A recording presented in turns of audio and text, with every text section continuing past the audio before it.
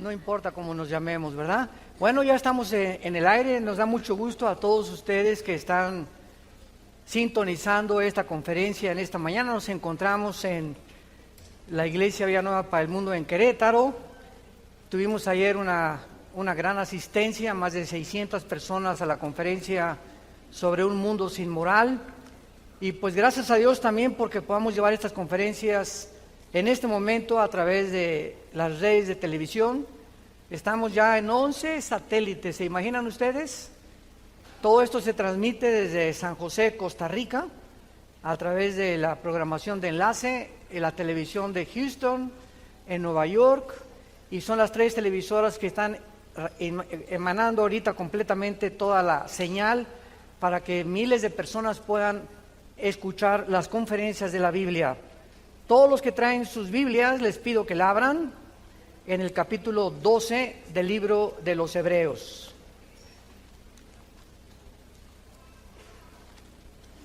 Hebreos capítulo 12. En este capítulo maravilloso del libro de los Hebreos se menciona una relación que es importantísima conocer entre nosotros y Dios. En Juan 17:3 dijo Jesús: esta es la vida eterna, que te conozcan. Entonces, todos ustedes que se llaman seguidores de Jesús, tienen que entender que nuestra relación con nuestro Padre tiene que ser en la santidad. Y que como hijos e hijas de Dios, Dios a los hijos que se brincan las trancas, pau, pau, pau. Y vamos a ver que es imprescindible, si tú eres hijo y si tú eres hija de Dios, que Dios te va a disciplinar. Y por eso se llama esta conferencia el misterio o el sufrimiento y la disciplina de Dios. Porque si tú no estás enterado de la forma como Dios nos trata, pues entonces todos los cristianos harían lo que les da la gana. Y de ahí que viene una deducción de la teología donde hermanos de nosotros dicen que la salvación se pierde. Pues porque el hermano estuvo en la iglesia hace 3 meses y ahora anda emborrachándose, y estuvo hace 4 meses o 5 meses, y don Pancho que estuvo en la iglesia, usted no dejó a su esposa, etcétera, etcétera, y te dicen perdió la salvación. Bueno, la salvación no se puede perder, sino que vamos a escudriñar profundamente la Biblia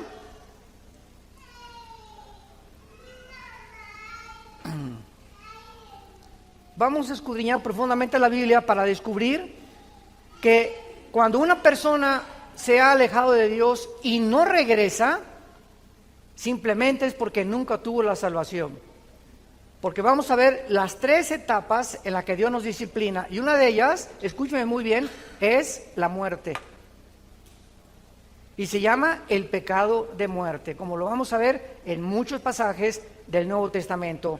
Hebreos 12, versículo 4 dice: porque aún no han resistido hasta la sangre, combatiendo contra el pecado, y ya han olvidado la exhortación que como a hijos se os dirige diciendo: hijo mío, no menosprecies la disciplina del Señor, ni desmayes cuando eres reprendido por Él.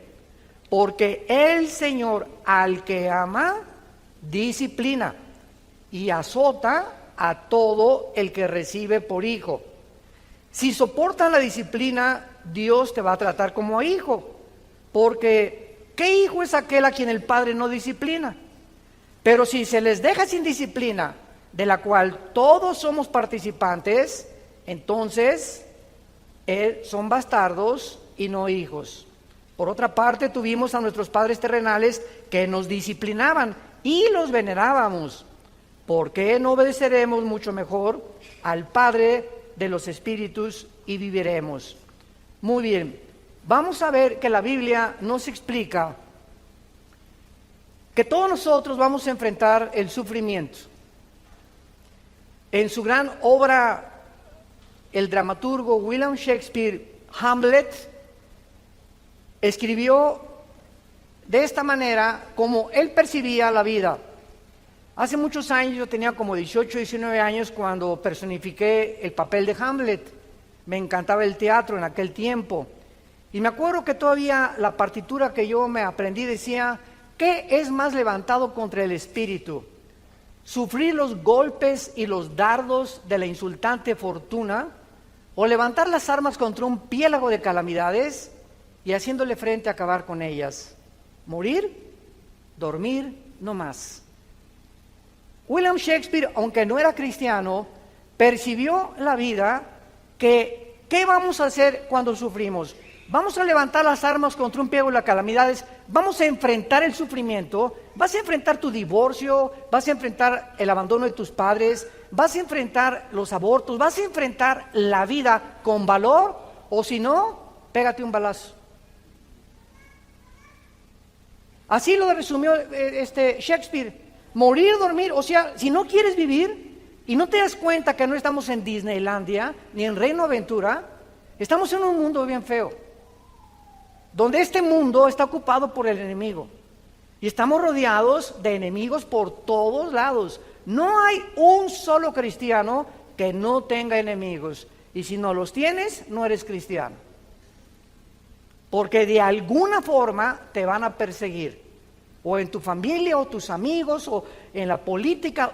Cualquier cosa que nosotros enfrentemos, hay un mundo que se opone a la luz y a la verdad, lo cual nos habla la condición tan patética en la que se encuentra el ser humano.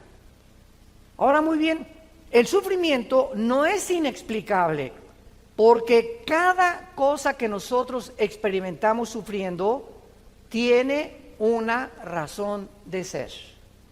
Y vamos a comenzar a abordar esto para que comencemos con una ley bíblica que se llama la ley de la responsabilidad individual. La ley de la responsabilidad individual.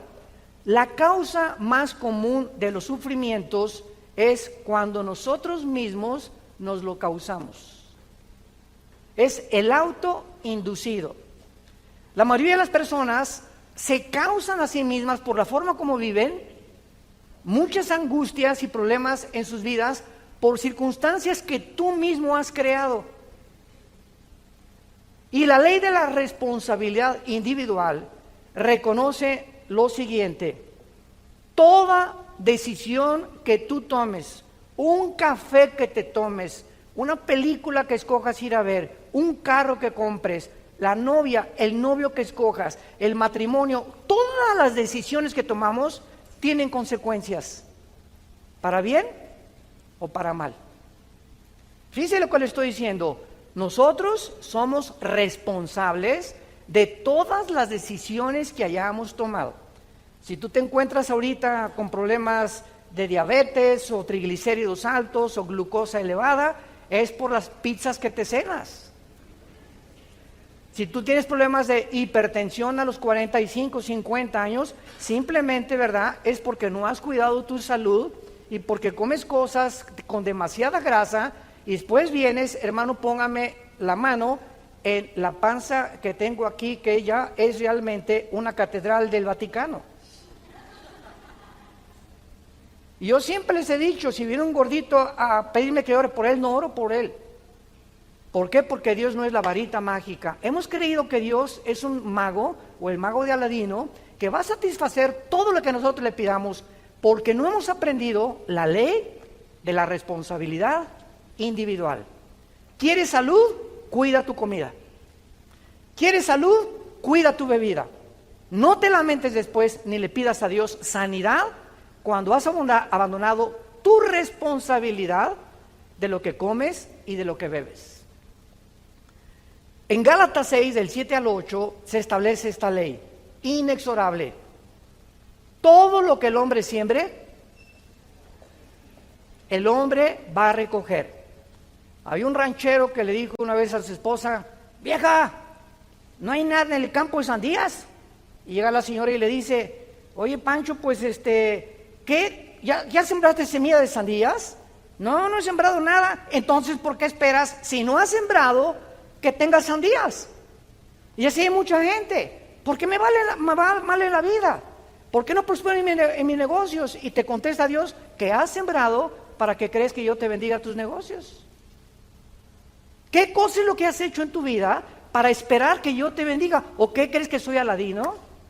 Ay, Señor, ahora sí estoy enfermo, sáname. Señor, por favor, que me den un trabajo bueno, que aumente mis ingresos. Muy bien, ¿cuánto has sembrado en la obra de Dios? Y así se podría hablar espiritualmente, económicamente, políticamente. Todo lo que sembramos lo vamos a recoger.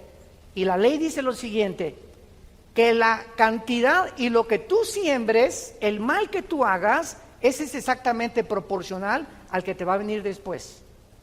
Tú le robas a alguien y alguien te va a robar a ti. Tú le debes a alguien y alguien se va a convertir muy pronto en tu deudor. Tú manoseas a tu novia, que no están casados, o la tratas de abusar, tú no te imaginas cómo te va a ir en tu matrimonio. Ahorita los psicólogos y los ginecólogos han llegado a la conclusión que la mayor parte de los problemas que el hombre sufre de disfunción eréctil son maldiciones de hombres que trataron mal a las mujeres en su juventud o a su ex esposa. Tú tocas a una mujer y le haces daño a una mujer, no te la acabas, no te la vas a acabar, porque Dios es vengador y porque estás abusando de una propiedad que no es tuya. Las mujeres le pertenecen a Dios. Y si no entendemos esto, no podemos como hombres cristianos tener mejores matrimonios ni mejores familias, porque estamos abandonando la ley de la responsabilidad individual. Muy bien, aún antes que Dios creara al ser humano, decretó el libre albedrío, por lo que nuestras decisiones tienen que tener repercusiones para bien o para mal. Eso es absolutamente lógico. Y todos nosotros somos responsables de nuestras acciones. Y así como hay leyes científicas inexorables, como si yo voy caminando ahorita y doy un paso aquí, no importa lo que yo piense, me voy y me tropiezo, porque la ley de la gravedad postula que todo objeto más pesado que el aire es atraído hacia el centro de la Tierra. Es una ley que funciona de 2 a 3 o de 6 a 7. No, ¿verdad? Es una ley inexorable las 24 horas del día. La ley del electromagnetismo, la primera y la segunda ley, la termodinámica, la ley de la entropía, la ley de las fuerzas nucleares, las fuerzas poderosas y las débiles, todas estas leyes que el universo contiene, gracias a estas leyes existe la ciencia. Si no hubiera una ley perfecta que nunca se atrase en el universo, no podría existir la física, ni las matemáticas, ni la astronomía, ni la astrofísica, ni la física cuántica. Es gracias al orden que tenemos en el universo que existe la investigación científica. De la misma manera, las leyes espirituales no se pueden violar. La implicación de esta ley de la responsabilidad individual es que cada ser humano es responsable. Síganme con mucho cuidado. Una persona madura, y vas a alcanzar la madurez emocional en tu vida el día que le dejes de echar la culpa a nadie. El día que tú sigas, es que yo soy prostituta porque mamá fue prostituta. Y usted no sabe que a mí me crearon un orfanatorio y me botaron y por eso soy bandido o narcotraficante. Y es que usted no entiende que tengo ya 2 maridos que me dejaron y mi conclusión es, todos los hombres son iguales. O mi señora me dejó, yo no me vuelvo a casar porque todas las mujeres son iguales. Cuando nosotros llegamos a estas conclusiones tan absurdas, es porque no hemos entendido esta ley. Vean ustedes en el libro de Ezequiel, en el Antiguo Testamento, capítulo 18, versículo 20, lo que la Biblia dice. Ezequiel 18, 20. El alma que pecare, esa morirá.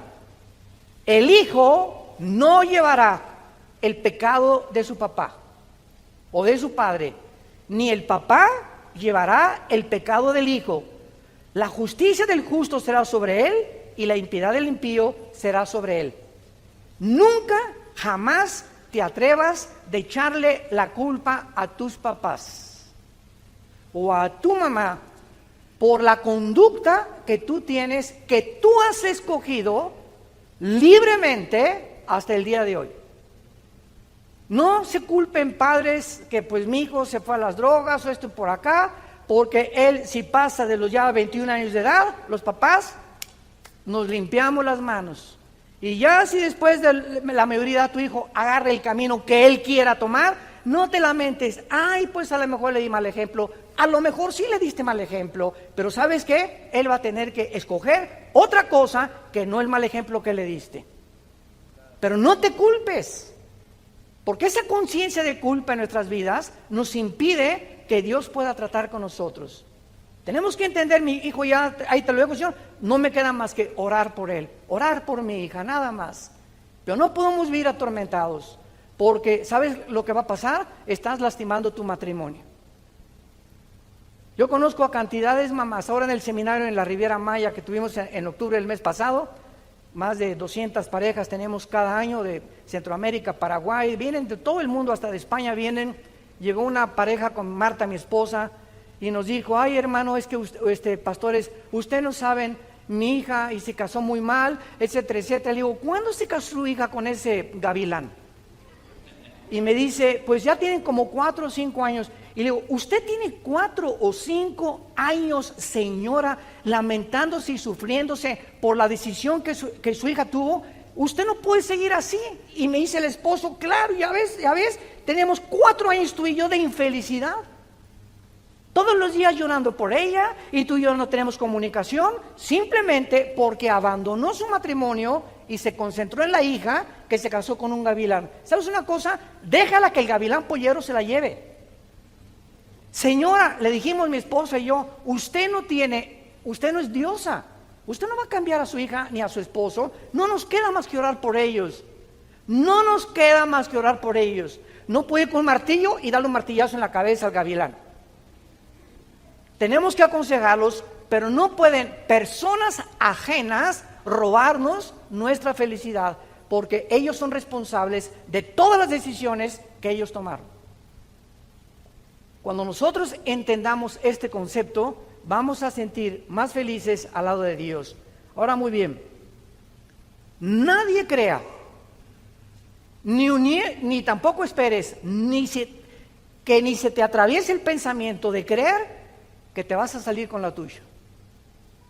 Ninguna persona que haya hecho algo va a salirse con la suya, ni tampoco escapar las consecuencias de Dios. Veamos 2 pasajes en el Antiguo y en el Nuevo Testamento.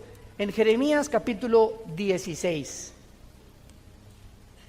versículo 17, dice así, Jeremías 16, 17, dice Dios, mis ojos están sobre todos tus caminos, los cuales no se me ocultaron, ni tu maldad se esconde de la presencia de mis ojos. No hay nada, absolutamente nada que hagas encerrado en el closet que Dios no vea. Todos nosotros cuando pecamos, o como una vez me dijo unos papás de su hijo con su novia, que estaban teniendo relaciones sexuales antes de casarse. Y estos muchachos estaban en la alabanza de una iglesia allá en Centroamérica. Y cuando nos los trajeron a mi esposa y a mí, les dije a esta pareja de jóvenes, ¿saben ustedes por qué hacen lo que hacen? Porque creen que Dios no los ve. Si ustedes creyeran realmente que Dios los ve, no harían lo que hacen escondidas. ¿Y cuántos hombres, cuando se van de viaje y rentan un hotel, rentan una película pornográfica, ¿por qué creen que la rentan? Porque creen que Dios no los ve. ¿Y saben cómo se llama esto? La falta del temor de Dios. La falta del temor de Dios. Y el temor de Dios es el principio de la sabiduría. Si realmente creyéramos que Dios nos ve las 24 horas del día, no haríamos lo que hacemos cuando nadie nos ve, porque Él nos está mirando. Y el otro pasaje está en 1 Timoteo 5, 1 Timoteo 5, versículo 24 y 25, y dice el apóstol Pablo, 1 Timoteo 5, 24 y 25, los pecados de algunos hombres se hacen patentes, o sea, conocidos, antes que ellos vengan a juicio, más que a otros se les descubren después. Asimismo, se hacen manifiestas las buenas obras, y las que son de otra manera no pueden permanecer ocultas. No hay nada que tú hagas, en la traducción parafraseada, no hay nada que hagamos que Dios no lo saque a la luz, tarde o temprano. Y Dios, en su paciencia y en su misericordia, hay muchos cristianos que pues hicieron algo hace 6 meses o hace 4 meses, o robaste, o todavía debes un dinero que no has pagado, y sigues caminando en la vida, y como no te pasa nada, crees que ya se olvidó. A lo mejor hasta 1 año tiene Dios de paciencia a que tú te arrepientas. Pero dice la Biblia que tus pecados te alcanzarán. Lo que tú hiciste el año que entra, o dentro de 2 años, o dentro de 3 años, nos va a alcanzar ese mal que hicimos tarde o temprano. De acuerdo a lo que hayamos hecho, no nos escapamos del juicio de Dios.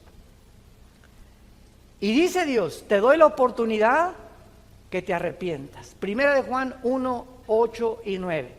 Si confesamos nuestros pecados, Él es fiel. ¿Por qué Él es fiel? Porque hay un pacto entre nosotros y Él. Él es mi Padre. Por eso conozcamos a nuestro Dios. Él es fiel porque es mi Padre. Y además es justo, porque en la cruz su Hijo pagó por eso que yo hice. Ahora solo me pide, siendo su Hijo, que me vuelva otra vez a Él y que abandone eso que hice, que pida perdón, que restaure tal vez, si es posible, el daño que hice, pero que no me quede con ese pecado, porque el que cubre sus pecados no prosperará. Proverbios 28. Y el que los confiesa alcanzará misericordia.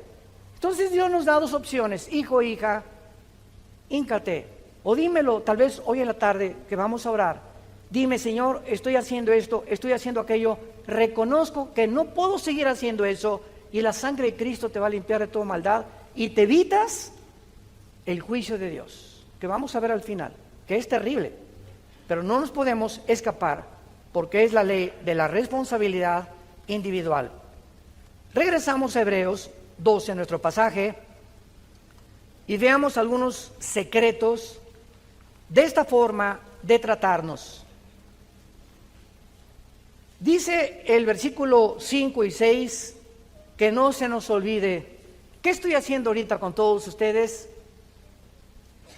Los estoy exhortando. La profecía exhorta, consuela y edifica. Ya el profeta del Nuevo Testamento no es, te vas a casar con una muchacha que va a llegar de ver dentro de 2 semanas a la iglesia. O el presidente de esta nación va a hacer esto y va a salir esto y aquello. Esas profecías, ¿verdad? Siempre les he llamado yo marihuanadas. ¿De cuál fumaron? El profeta en el Nuevo Testamento, 1 Corintios 14:3, es la persona que habla para exhortar, para edificar o para consolar con la Biblia. Ya no es para el futuro, porque el futuro está completamente revelado ya aquí en los 66 libros de este maravilloso libro que se llama la Biblia. Entonces dice Dios, no te olvides de la exhortación, y ahorita Dios, a través de la Biblia, yo estoy haciendo esto, y apunto un dedo a ti y me apunto 3 a mí. O sea, no creas que yo tampoco me escapo de esto, porque nosotros somos los primeros, a los líderes a quienes Dios nos juzga.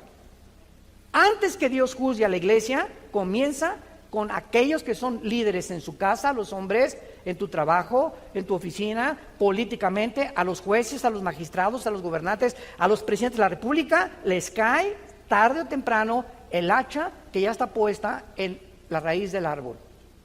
Entonces, no olvidemos esto que va a decir Dios. Hijo mío, no menosprecies mi disciplina. La palabra disciplina en el griego es la palabra pedagogos. De ahí viene la palabra pedagogía, que se usa para educar a los niños. A un niño en la primaria, desgraciadamente muchos maestros no lo saben, la educación no, escuchen esto, la educación no consiste en solamente un input o meter data o conocimiento en las mentes del niño. El niño sabe de historia, de geografía, tal. La educación básicamente bíblica está relacionada con formar el carácter, conformar la formación del carácter. Es lo que significa pedagogos en el griego, formar el carácter. Es importante que el niño, aparte que reciba información desde la primaria, sepa que tiene que llegar con los zapatos boleados, que no puede hablar en el salón porque hay disciplina, que tiene que respetar a los amiguitos y no estar hablando cuando la maestra esté en el pizarrón, que tiene que llegar en punto a las clases, y la responsabilidad y la disciplina que se adquiere en las escuelas desde los niños es lo más importante para cuando ellos crezcan en su carácter. Decía J. Ed Hubbard, que fue el presidente y fundador del FBI, de la Oficina Federal de Investigaciones en Estados Unidos, que sirvió a 4 presidentes en Estados Unidos como jefe del FBI. Antes de morir, Hubbard dijo estas palabras: la característica de todos los delincuentes juveniles en las cárceles que he visitado, el principal factor es que todos ellos creen que el mundo está en deuda con ellos, que el mundo les debe algo. Y son muchachos amargados que crecen, nunca en la casa no los disciplinaron, en la calle se pasaron los altos, insultaron a la policía, tarde o temprano acabas en la cárcel. Porque vivimos un mundo con reglas y tú no puedes ir contra la autoridad porque recibe las consecuencias en tu propia vida, en tu familia, en tu matrimonio, en tu trabajo. Entonces, si nosotros creemos y nos victimizamos, es que yo sé cómo soy porque nadie me quele. Cuando mataron al presidente Kennedy, 1962-63, en la ciudad de Dallas, Texas, Lee Harvey Oswald, un muchacho que fue entrenado en Rusia y que supuestamente parece que él fue el asesino, parece que fueron 2 balazos los que le dieron, etcétera, etcétera. Cuando comenzaron a investigar la vida de este muchacho, Lee Harvey Oswald, descubrieron que había sido criado en un orfanatorio y que su mamá lo había abandonado, lo metieron a otro orfanatorio y también lo volvieron a abandonar. Y entonces, si no lo hubieran matado, los jueces en Estados Unidos y en la América Latina, escuchen esto, están victimizando a los ladrones y a los asesinos. No, es que él, si no hubiera tenido sus papás, es que si no hubiera tenido esa mamá, vamos a darle una sentencia más leve. ¿Sabes una cosa? Él hizo lo que hizo porque él lo quiso hacer. Y cuando le echamos la culpa que somos víctimas de las circunstancias, ¿sabes de dónde viene eso? De Freud. El medio ambiente me hizo ser como yo soy. Soy el resultado del medio ambiente en el cual yo me desenvolví. En Estados Unidos hay un grande predicador que le decían el segundo que iba a ocupar a Dr. Billy Graham cuando muriera, que se llama, porque él vive, James Robinson. Él pertenecía a los Bautistas del Sur, allá en Texas, y este muchacho nació a los 6 meses, su mamá lo echó un bote de basura. Lo recogió una prostituta del bote de basura cuando él tenía, antes del año de nacido. La prostituta lo estuvo criando y amamantando como 1 año y lo volvió a echar a otro basurero cuando tenía 3 años de edad. Lo recogió otra tercera prostituta y esta tercera prostituta lo crió como 3 años y lo internó en un orfanatorio porque declaró que no lo podía seguir manteniendo. James Robinson se creó con todos estos antecedentes en un orfanatorio y a los 16 años un pastor fue a predicar al orfanatorio y él se convirtió. y se convirtió en el predicador más grande que Estados Unidos ha tenido después del doctor Billy Graham. Ahora él se dedica a cuidar niños con su esposa que necesitan ayuda de comida en el África. Pero ahí está el resultado, que es una mentira, que tú eres lo que eres por el medio ambiente donde tú te desarrollaste. Que tu papá le decían el Chapo de Querétaro, a tu mamá le decían la prostituta de aquí de San Miguel Allende, y a ti te hicieron lo que quisieron. Nada justifica delante de Dios lo que tú has decidido ser. Y eres lo que eres porque decidiste ser igual a tu mamá o igual a tu papá y no quisiste salirte de ese medio ambiente, porque Dios nos ofrece y nos dice que su gracia es más grande que nuestro pasado. Si lo quieres apuntar, la gracia de Dios es más grande que nuestro pasado. Ahora, muy bien, dice la Biblia que no desmayemos cuando Dios está formando nuestro carácter. Y esta palabra dice, porque Dios al que ama disciplina. Y vean ustedes la palabra que se usa a continuación en el versículo 6, y azota, en el griego es mastigo, azota al que sirve por hijo. Esta palabra azotar es ya algo físico. Dios primero nos habla esta mañana. Te estoy hablando, hijo, hija mía. Deja de hacer lo que estás haciendo. Te estoy viendo. Y te estoy recordando que no te vas a salir con la tuya. Tarde o temprano te voy a llamar a cuentas. Hazme caso, por favor. Ven a la cruz.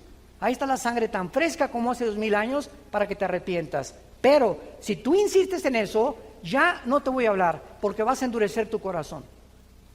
Y cuando tú sales por esa puerta esta mañana y tú no cambias tu actitud, ¿qué le pasa a el alma? ¿Sabes? Hace mucho tiempo yo tenía un martillo y estaba clave en el garaje de la casa de ustedes, y me salió una especie de callo aquí en la mano, y esta callosidad descubrí, me dijo un amigo, agarra una aguja y atraviesa. Le dije, no, me va a doler. No, me dijo, haz el experimento. Y agarré una aguja y la metí en el callo, cero sensibilidad, porque el callo ya no tiene determinaciones nerviosas o articulaciones nerviosas, porque es callo. Esta palabra que se usa en la Biblia es lo que le pasa al alma.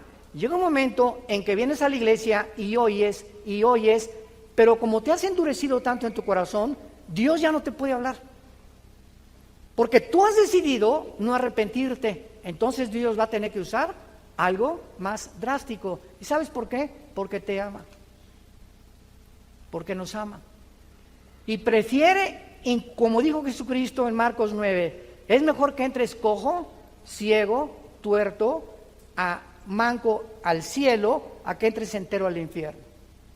Es tan terrible el infierno que Cristo mencionó, que solamente el pensar que en su cruz nos libró de ese castigo es para que nosotros lo tomemos verdaderamente en serio.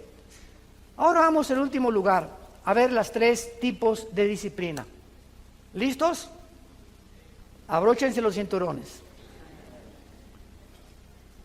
3 tipos de disciplina. Los menciono y los desarrollo uno por uno. Número 1, disciplina de advertencia. Dios comienza siempre a advertirte. Vas en la calle y se prende una luz amarilla. ¿Qué te está diciendo el gobierno? Detén tu velocidad, porque en instantes se vuelve en rojo.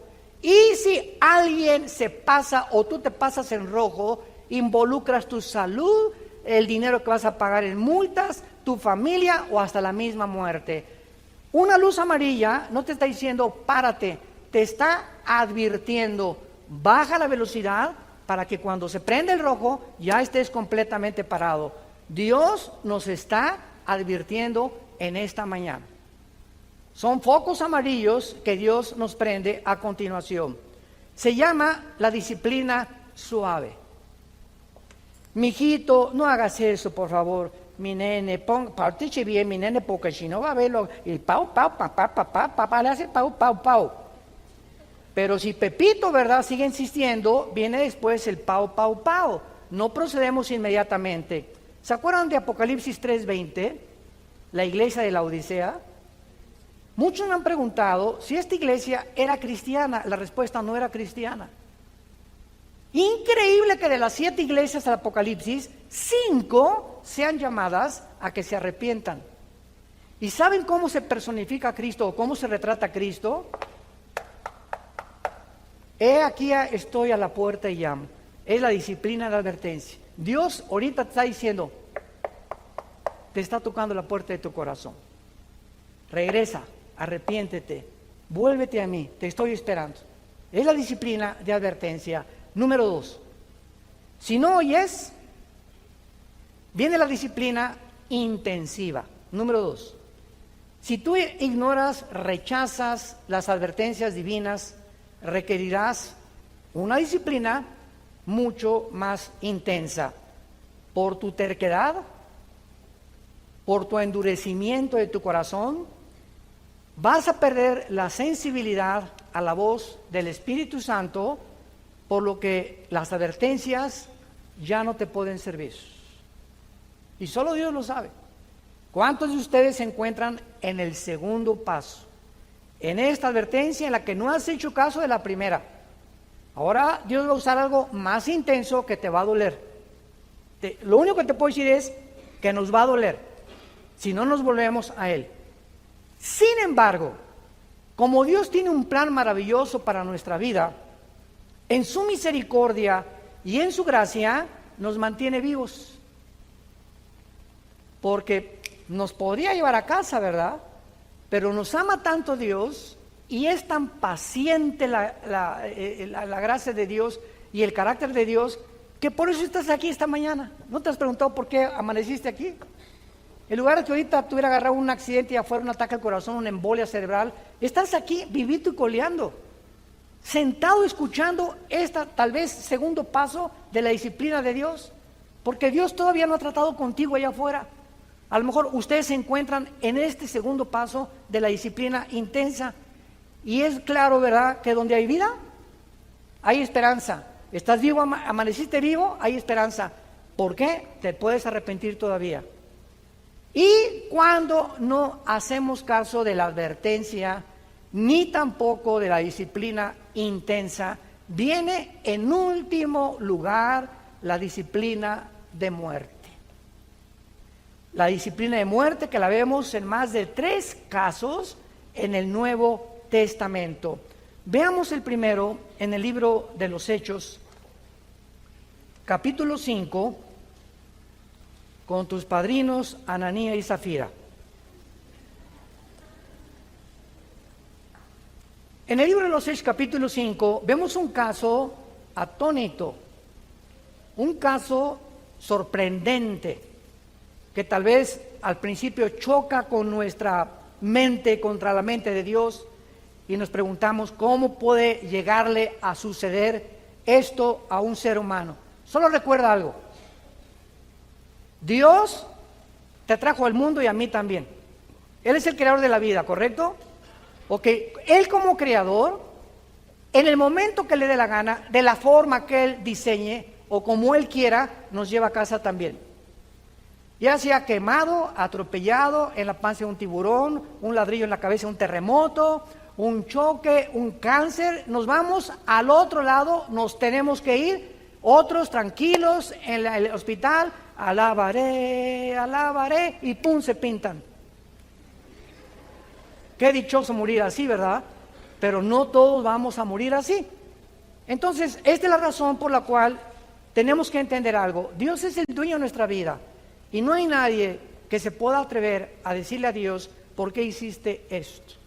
Porque detrás de lo que nosotros consideramos que no es objetivo o que no es lógico, la sabiduría de Dios va más allá y trasciende nuestra manera de pensar.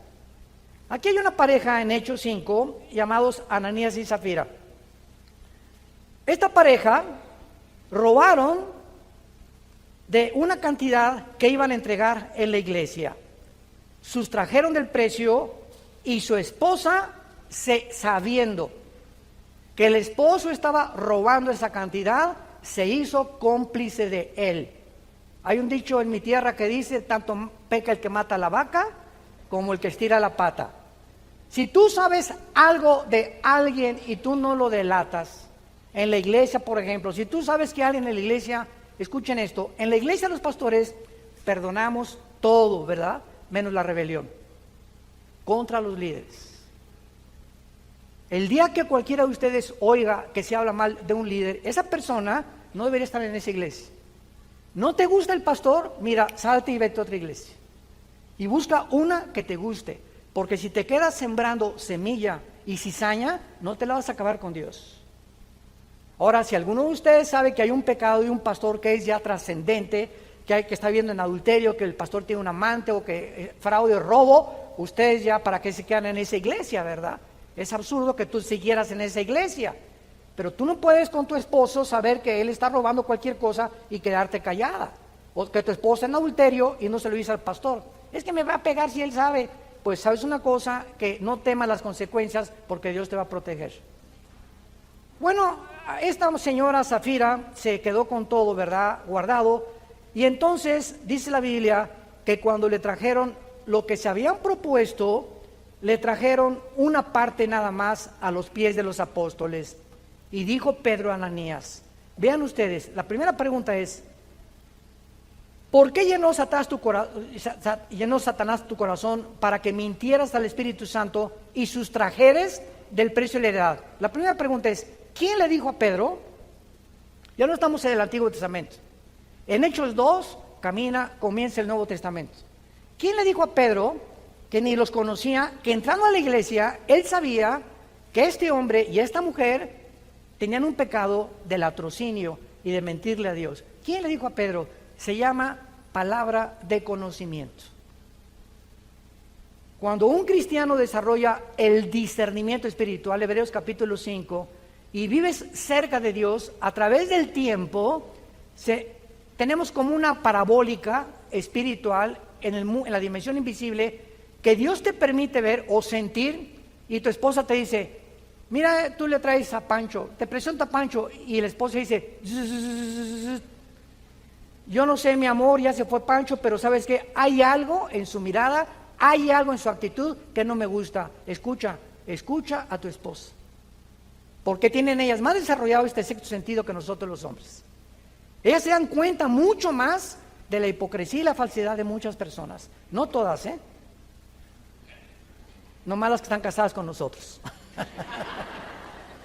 La que está casada, ¿no? Pero esto es muy importante. Entonces, reteniéndola, le dice Pedro, no te quedaba a ti. Al oír estas palabras, Ananías cayó y se murió. Ahí, ¡pum!, cayó en la iglesia. Y dice la Biblia, vino un gran temor sobre todos los que lo oyeron. El hecho que Dios haya permitido que se murieran estas personas cuando la iglesia estaba comenzando a levantarse, tenía esta lección: estoy vigilándolos a todos. Y aquí en la iglesia vas a caminar derechita a la flecha. ¿Por qué? Porque si no hay temor de ti, de mí, dice el Señor, no has entendido ni puedes caminar conmigo. Y recuerden algo, el temor de Dios no es tener miedo de Dios.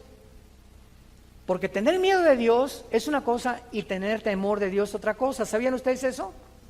El tener miedo de Dios te hace que te alejes de Dios y que no te acerques a Dios. Y cuando tememos a Dios, nos acercamos a Él sabiendo que en Él hay perdón, que en Él hay misericordia, que es mi papito y que me puede levantar, y que si me caí del caballo me va a sanar las heridas, porque Dios hace la herida y Dios sana también. Entonces, el temor de Dios nos acerca a Él, porque sabemos que Él es real, que está viendo y que no lo puedo engañar. El segundo caso está en 1 Corintios 5. El segundo caso de un cristiano o de cristianos que cometieron la disciplina de muerte. En este caso de 1 Corintios 5, de cierto se oye, dice Pablo, que entre ustedes hay un problema sexual.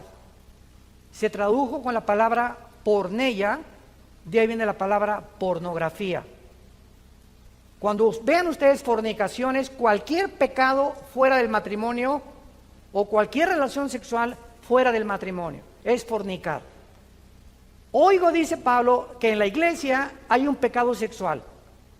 Y este pecado sexual ni siquiera se nombra entre los gentiles, tanto que alguno tiene la mujer de su padre. O sea, este muchacho se estaba metiendo con su madrastra. Increíble. Y los líderes lo sabían, los pastores lo sabían. Entonces, ¿cómo podía Pablo permitir esto? Y dice el versículo 2, ustedes están envanecidos, no debieran haber quitado de en medio ustedes al que cometió tal acción. O sea, en este momento requiere que la persona que está así y no se disciplina salga de la iglesia. Ay, falta de misericordia. No es una misericordia santa. Porque mucha gente cree que la misericordia es, ay, me pegó mi esposo, me quiero aguantar porque me dijeron las hermanas que me aguantara de todo. Esa no es una misericordia santo, esa es mansedumbre. Ninguna mujer puede permitir que su esposo la toque. Es que la hermana me dijo, haber sido la madre de Teresa. Pero no, eso no dice la Biblia. Tenemos que entender la disciplina de Dios. Total que ya Pablo les manda el juicio, versículo 5, el tal se ha entregado a Satanás. Qué feo, ¿verdad? Este muchacho que se ha entregado al padre y al príncipe de este mundo, al que tiene el derecho de la muerte, para destrucción de la carne, o sea, para que muera físicamente, a fin de que el espíritu sea salvo en el día del Señor. Este muchacho era cristiano. Y a pesar que vivía en ese pecado, no había más que llevárselo al cielo antes de tiempo. Pero él no podía perder la salvación porque era hijo de Dios. Dios prefirió llevárselo a que siguiera teniendo problemas sexuales en la iglesia. El segundo caso está aquí en Corintios capítulo 11. 1 Corintios capítulo 11 es el tercer caso. Y en este caso, en el versículo 27 está relacionado con la cena del Señor. 1 Corintios 11, 27. De manera que cualquiera que coma este pan o bebe esta copa del Señor indignamente será culpado del cuerpo y la sangre del Señor. Por tanto, pruébate cada vez que tomas el pan en la cena del Señor y bebes la copa. ¿Por qué? Porque el que come y bebe indignamente, sin discernir el cuerpo del Señor, juicio come y bebe para sí. Por lo cual, o sea, porque había cantidad de cristianos ahí en Corinto que tomaban la cena del Señor como si fuera una concha. Hay muchos debilitados y muchos, no oigo, duermen. Muchos estaban muriendo en la iglesia porque estaban cometiendo el pecado de muerte. Beber cuando tú tienes la cena del Señor y no arrepentirte, te lo suplico, te lo ruego, hermano, hermana, no tomes la cena del Señor. No la tomes. No te atrevas a hacerlo. No te atrevas a hacerlo. Ahora, si no te atreves a hacerlo, es porque tu pecado está escondido y no te quieres arrepentir. O sea, ¿cuál es el propósito de la cena del Señor? Que nos da la oportunidad de Dios, una vez al mes, no sé cuántas veces al mes toman aquí la cena del Señor, nosotros casi siempre una vez al mes, nos da la oportunidad a Dios, una vez al mes, de reconciliarnos con Él. Y cuando tomo la cena del Señor, le estoy diciendo, Padre, no tengo pecados escondidos. Y en ese momento, agachas tu cabeza, Padre, ilumíname, si tengo algo, si le grité a mi esposa, te prometo que hoy llegando la voy a llevar a comer al mejor restaurante, o nuestro topito, se le voy a pedir perdón, le voy a pedir perdón a mis papás, le voy a pedir perdón a mi esposo, voy a arreglar la deuda que tengo, Señor. En ese momento nos da la oportunidad de arreglarnos, de ponernos a cuentas con Él, porque si te atreves a tomar la cena del Señor y mantienes el pecado, que Dios te da la oportunidad de confesarlo, estás expuesto a un juicio de Dios muy, muy, muy grave. En cuarto lugar, en Santiago capítulo 5, ¿Están aprendiendo algo? No lloren, ¿eh? Dice mi papá, no chille, agarre piedras. Primero de Pedro 5, perdón, de Santiago capítulo 5, versículo 19 y 20. Es el cuarto caso del pecado de muerte en la Biblia. Hermanos, ¿a quién le está hablando? A los cristianos. Hermanos, si alguno entre ustedes se ha extraviado de la verdad y alguno le hace volver, sepa que el que haga volver al pecador del error de su camino, salvará de muerte un alma y cubrirá multitud de pecados. En este cuarto ejemplo, si tú ves un hermano, anoche don Pancho lo viste ahí gritando en el Zócalo con una de tequila cuerpo, viva Emiliano Zapata, y tú te acercas hoy en la mañana, temprano, don Pancho, anoche te vi que estabas, pero te iba a decir presta para que andemos iguales. Pero estabas hasta acá, ¿verdad? ¿Sabes? No puedes tú vivir así. O estoy viendo que estás viendo a mujeres que no son tu esposa, hermano, y tú eres cristiano. Mira, Juanita, sé que te estás acostando con tu novio. ¿Sabes una cosa? No hagas eso. No busques que Dios te tenga que juzgar. Si tú tratas y logras convencer a una persona cristiana o un cristiano de que no siga haciendo lo que está haciendo, vas a tener bendiciones tremendas de Dios. Y vas a evitar que esa persona se muera antes de tiempo. Estás hablando de muerte, y es muerte física, porque es cristiano, no puede perder la salvación. Y el último lugar lo confirma ya el más grueso de todos y el más grave de todos, 1 Juan capítulo 5. Este es el más terrible. Y también requiere de una exposición teológica. 1 Juan 5, versículo 16. Si alguno viere cometer a su hermano otra vez pecado que no sea de muerte, ahí ya lo explica el apóstol Juan, pedirá y Dios le dará vida. Ahora Juan explica que hay pecados que merecen la muerte y hay pecados que no merecen la muerte todavía, porque no se encuentran en la tercera etapa.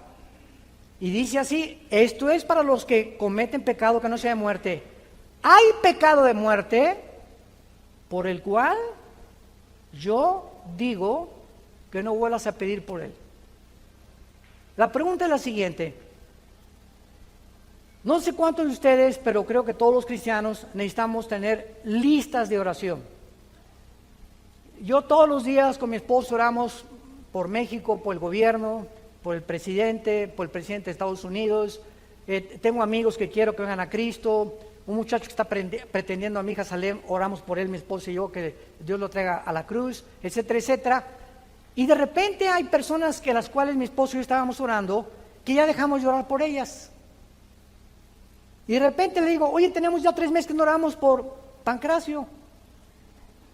Y sabe una cosa, que el Espíritu Santo es tan tremendo que cuando tú estás orando por alguien y esa persona, Dios sabe que ya no se va a convertir, nos quita el Espíritu Santo el deseo de orar por esa persona. Porque esa persona, ya el juicio de Dios ha dictaminado, ha entrado a la tercera etapa, me lo llevo a casa antes de que el Evangelio sea blasfemado. Hermanos y hermanas, en Jesucristo tenemos a un Padre que nos disciplina. Tenemos un Padre que nos ama y que dio su vida por nosotros y abrió sus brazos en una cruz, para que ni tus pecados ni mis pecados nos lleváramos nosotros, ni tuviera Dios que hacernos responsables, ni de nuestra vida pasada, ni de la presente, ni de la futura. Si confesamos nuestros pecados, Él es fiel y justo para perdonarnos, porque así lo dice el pacto que tenemos con Él. No encubras tus pecados, no te engañes. Yo te ruego por las misericordias de Dios que hoy que oigas su voz, no te endurezcas. Como a hijos que se os ha exhortado, Dios al que ama disciplina. Y tú tienes en esta mañana la oportunidad de venir a ponerte a cuentas con ese Dios que dio su vida por ti en una cruz. Oremos. Te damos gracias, Padre, Dios y Padre de nuestro Señor Jesucristo, por el inmenso amor que nos has tenido desde la cruz. Porque eres el Dios de paz que resucitaste los muertos a Jesús, a nuestro Señor Jesucristo, el gran pastor de las ovejas, por la sangre del pacto eterno, para que nos siga haciendo aptos a todos nosotros y nos siga capacitando para que siempre hagamos las cosas que son agradables delante de Él. Perdonando si tenemos algo contra alguien, evitando el lujo de guardar rencor contra alguien, limpiando nuestra vida de inmundicia sexual, siendo considerados y atentos con la compañera de nuestra vida, la madre de nuestros hijos, tratándola como una reina, nuestra esposa, respetando a tu esposo. Hijos, respeten a sus padres y obedézcanlos, porque es el primer mandamiento con promesa para que te vaya bien. Hijos malagradecidos, les va mal en su matrimonio también. Hijos que han sido buenos con sus padres, Dios te promete bendecirte en la familia que vas a formar, porque todos recogemos y recogeremos lo que hemos sembrado. No nos engañemos, Dios no puede ser burlado. En esta mañana, así con tu corazón como Dios lo ha preparado, con su Espíritu Santo y con su santa palabra, no te endurezcas. No cierres esta exhortación una vez más a tu vida, porque Dios quiere que tú sigas viviendo, que sigas sirviéndole. Él quiere que siga dándote salud, fuerza, energía. Para la corta vida que tenemos, la vivamos en paz. Olvida todas las cosas del pasado que tú no puedes arreglar y vive feliz con tu matrimonio, en tu escuela. Porque no somos dioses para cambiar la vida de nadie. Solamente podemos orar por las personas, pero que no haya nada en la vida que nos impida ser felices cerca de Jesús. Y ahí en tu lugar, si tienes algún pecado que ya necesitas abandonar, hoy que Dios te habla, no endurezcas tu corazón, díselo en este instante, en el silencio de Dios.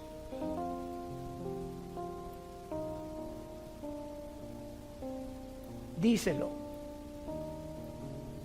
Díselo con todo su corazón. Pronúncialo y dile: en esto y en esto, Señor, estoy pecando. Díselo. Él lo sabe, no lo podemos engañar. Y ahora dile: Padre, he dejado mi pecado en tu cruz, porque soy tu hijo, soy tu hija. Gracias por este perdón. Gracias por tu sangre preciosa, tan fresca como hace 2000 años, que me limpia y me lava de toda maldad. En el nombre de Jesús. Amén. Gracias a Dios por esta palabra.